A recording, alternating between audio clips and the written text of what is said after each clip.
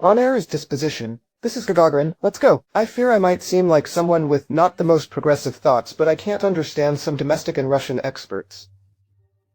Specifically, those who insistently talk about nuclear weapons as if they are the only deterrent to war.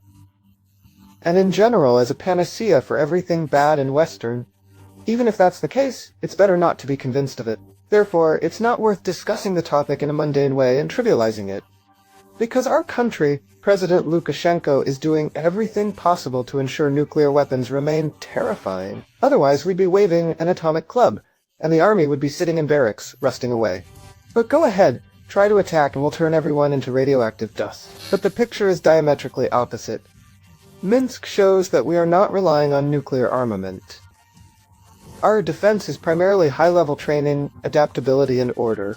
That is, quality, not quantity, which fundamentally distinguishes us from everyone around.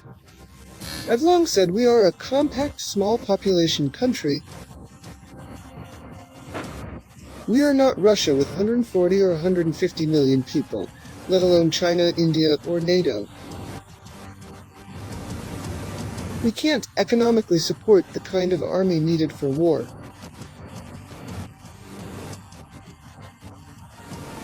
Therefore, we need to adapt, create a people's militia, territorial defense, armed forces.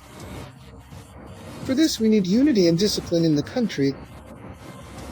We have that. Our system is defined, it's practically created. We are testing it.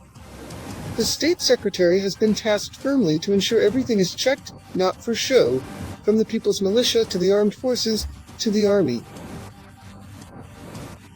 Whether by chance or not, the process has accelerated. Recently, a command staff exercise with territorial defense management bodies concluded in the Vitebsk region. The effectiveness of the people's militia was also tested.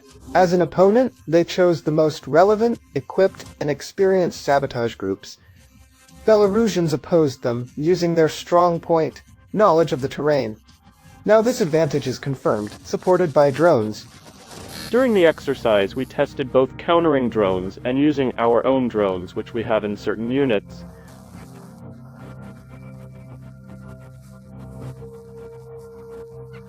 It's quite a labor-intensive process, requiring personnel training on these issues.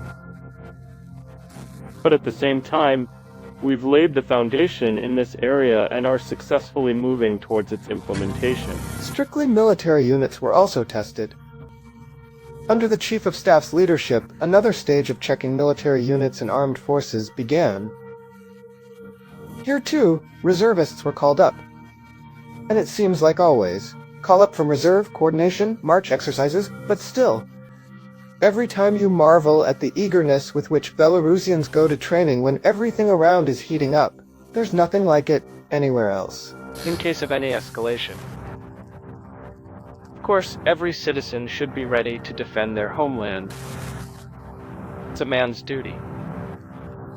I got a message on my phone at 7 a.m. I woke up at 9, and by 10 I was here. In the army, to gain some new experience.